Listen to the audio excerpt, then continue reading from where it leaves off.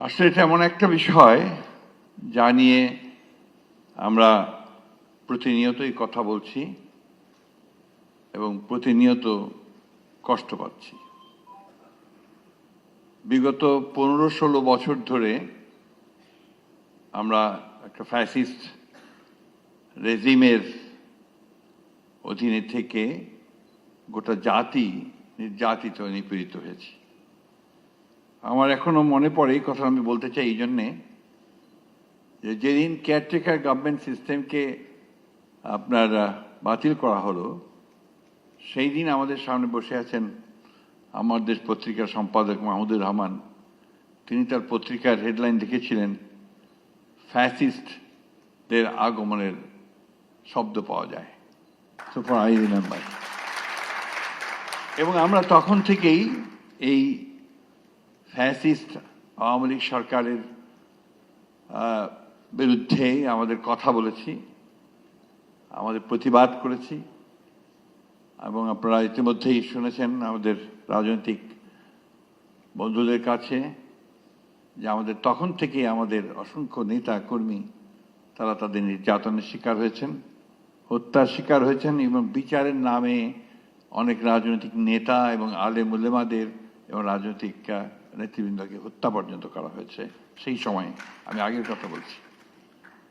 আমি ধন্যবাদ জানাতে চাই জাতিসংঘের মানবাধিকার কমিশনকে, যে আমাদের মাননীয় প্রধান উপদেষ্টা আহ্বানে সাড়া দিয়ে তারা অতি দ্রুত এখানে এসছেন এবং জুলাই আগস্টে যে হত্যাকাণ্ড, সেই হত্যাকাণ্ডের ওপরে তারা ইনভেস্টিগেট করেছেন, তার রিপোর্ট তারা খুব দ্রুত দিয়েছেন। কিন্তু এর যে শুরুটা, এটা তো অনেক আগে থেকেই। এই 15-16 বছর ধরে অত্যন্ত সুপরিকল্পিতভাবে,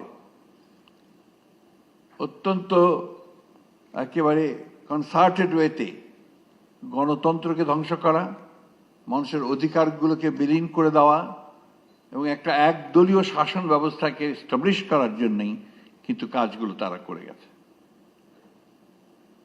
আমি আমার অন্তরের অন্তঃস্থল থেকে যারা এই দীর্ঘ আন্দোলনে শহীদ হয়েছেন, বিশেষ করে জুলাই আগস্টে আমাদের সন্তানেরা যারা শহীদ হয়েছেন তাদের প্রতি, এবং তাদের সঙ্গে যারা আহত হয়েছেন, যারা অঙ্গহানি হয়েছে যাদের, তাদের সকলের প্রতি আমার শ্রদ্ধা জানাচ্ছি এবং আমার দলের পক্ষ থেকেও তাদের প্রতি আমি শ্রদ্ধা নিবেদন করছি। আজকে সকালে একটা অনুষ্ঠানে গিয়েছিলাম, মায়ের ডাকের একটি অনুষ্ঠান। সঞ্জিদা এখানে আছে কিনা আমি জানি না। এই একটি মেয়ে যাকে আমি স্যালিউট করি, যারা গুম হয়ে গেছে, এই পরিবারগুলোকে নিয়ে তাদের কথা বলতে এই মেয়েটি এককভাবে লড়াই করেছে। আজকে তার কথা আমার নিশ্চয়ই বলতে হবে। হুমার কথা বলতে চাই এই জন্যে যে জাতিসংঘের আমরা যখনই কোনো নির্যাতনের শিকার হয়েছি, যখনই আমাদের কেউ গ্রেফতার হয়েছে, যখনই শারীরিকভাবে নির্যাতিত হয়েছে, আমরা কিন্তু জাতিসংঘের অফিস থেকে ছুটে গেছি এবং আমরা সেখানে যাকে পেয়েছি, হুমাকে পেয়েছি। হুমা সবসময় আমাদের সঙ্গে সেই সহযোগিতাটা করেছে। আমি তাকেও আজকে আন্তরিকভাবে আমি অভিবাদন জানাতে চাই। আমরা একটা ভয়ঙ্কর, ভয়াবহ, একটা মনস্ট্রাস একটা সময় পার হয়ে এসেছি। আমি বারবার ওই কথাগুলো বলেই নিজেকে এবং আপনাদের সকলকে আমি ভারাক্রান্ত করতে চাই না। কিন্তু এটা সত্য যে সেই সময়টা ছিল আমাদের জন্য একটা ভয়ঙ্কর সময়। আমাদের দলের 60 লক্ষ মানুষের বিরুদ্ধে মিথ্যা মামলা হয়েছিল। এখনো সেই মামলা কিন্তু তুলে নেয়নি আসিফ নজরুল সাহেব, কিছু কিছু বাকি আছে এখনো। আমরা আশা করছি যে খুব শিগগিরই এই মামলাগুলো তুলে নেওয়া হবে। আমাদের প্রায় 1700 নেতা কর্মীকে গুম করে দেওয়া হয়েছে, এনফোর্স ডিসঅ্যাপিয়ারেন্স।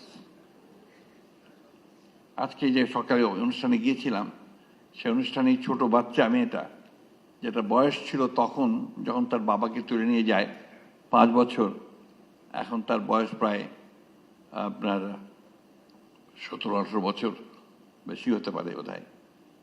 সে এখনো বলছে যে এখনো তো আমি আমার বাবাকে দেখতে চাই, আমার বাবা আমার হাত ধরে আমাকে ঈদের মাঠে নিয়ে যাবেন, এটা চাই।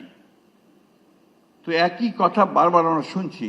ওই জন্যই আজকে আমাদের সম্মানিত প্রধান উপদেষ্টা এখানে আছেন, আমি তাকে ধন্যবাদ দিতে চাই, তার ক্যাবিনেটকে ধন্যবাদ দিতে চাই।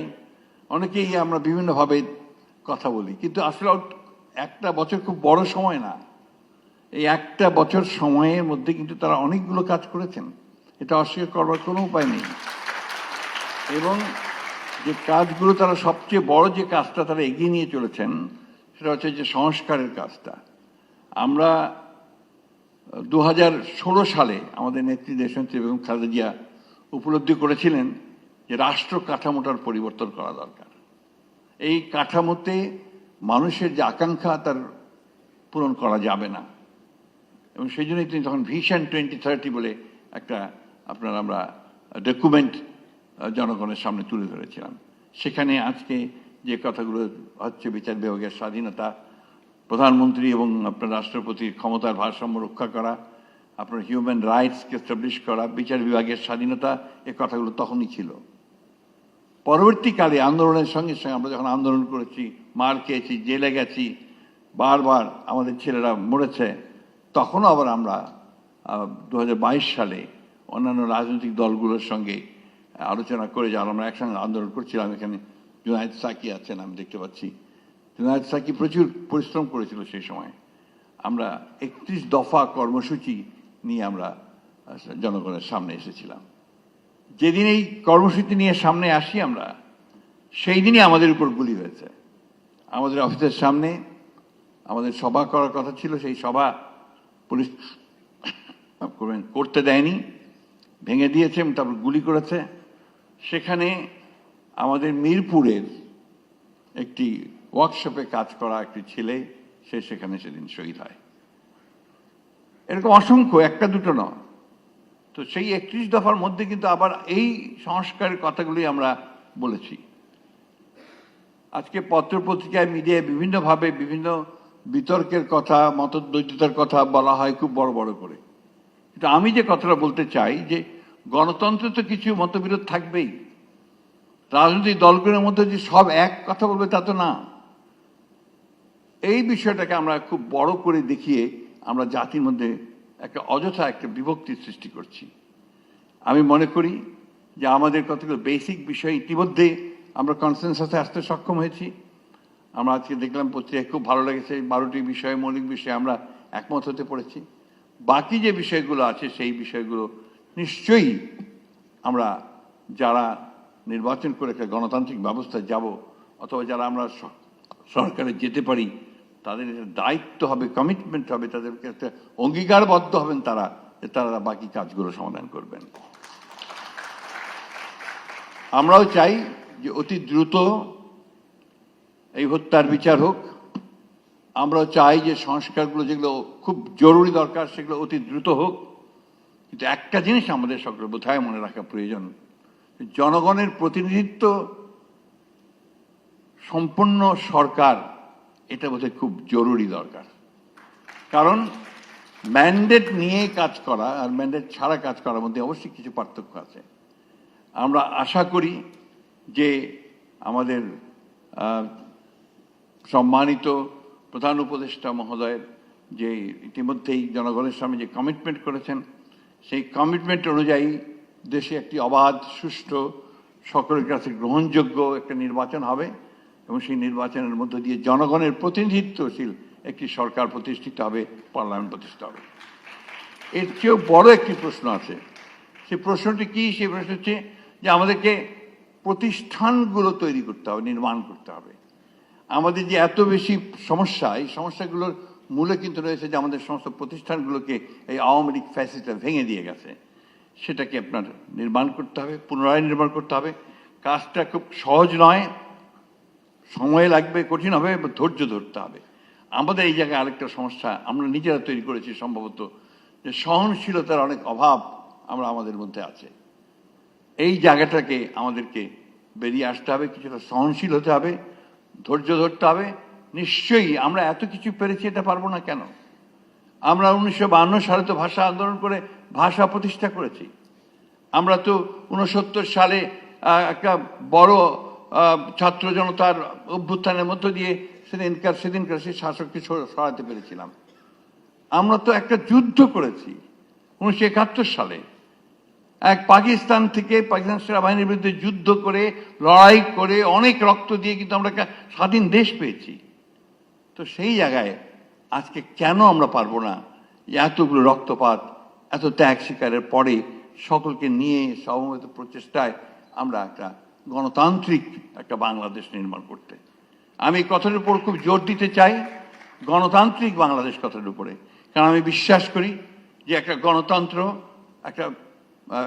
একটা ব্যবস্থা আমাদের সমস্ত সমস্যাগুলোর ধীরে ধীরে সমাধান করবে। একই দিনে পারবে বৈপ্লবিক কোনো ঘটনা ঘটবে এটা সম্ভব নয়, কিন্তু গণতান্ত্রিক ব্যবস্থার মধ্য দিয়ে সেই পরিবর্তনটা নিশ্চয়ই আসবে বলে আমি বিশ্বাস করি। আমি ব্যক্তিগত জীবনে খুবই আশাবাদী মানুষ। আমাদের সময় প্রায় শেষ হয়ে এসছে, বয়স হয়ে গেছে। এখন যে তরুণ যারা আছেন, এখানে আছেন, অন্যান্য এখানে আছেন, আমি আশা করব যে তারা আমাদের জন্য ভবিষ্যতে এমন একটা বাংলাদেশ গড়ে তুলতে সহযোগিতা করবেন যে বাংলাদেশের সত্যিকার অর্থেই মানুষের অধিকার প্রতিষ্ঠিত হবে, মানুষ তার অধিকার নিয়ে একটা কল্যাণমূলক রাষ্ট্র নির্মাণ করতে পারবে, এবং আমাদের এই শিশুদেরকে আর এইভাবে প্রাণ দিতে হবে না। আমি ধন্যবাদ জানাতে চাই জাতিসংঘকে, তাদের মানবাধিকার কমিশনকে, যে তারা একটা অত্যন্ত চমৎকার একটা ডকুমেন্ট আমাদের সামনে তুলে দিয়েছেন। কিন্তু ডক্টর শফিক খুব ভালোভাবেই বলেছেন যে এটা আসলে খুব যথেষ্ট নয়, এটা অনেক ব্যাপক। এই অত্যাচার, নির্যাতন, নিপীড়নের যে চেহারা বাংলাদেশের মানুষ দেখেছে, এটা অনেক বেশি ব্যাপক। তাই সবাইকে নিয়ে আমরা আসুন, আমরা সত্যিকার ইতিহাস তৈরি করি, সত্যিকারের পথ তৈরি করি, এবং আমাদের জাতিকে যেন আমরা সত্যিকার অর্থেই আমরা সেই জায়গায় নিয়ে যেতে চাই যার জন্য আমাদের এই ছেলেরা প্রাণ দিয়েছে। ধন্যবাদ সকলকে। আসসালামু আলাইকুম।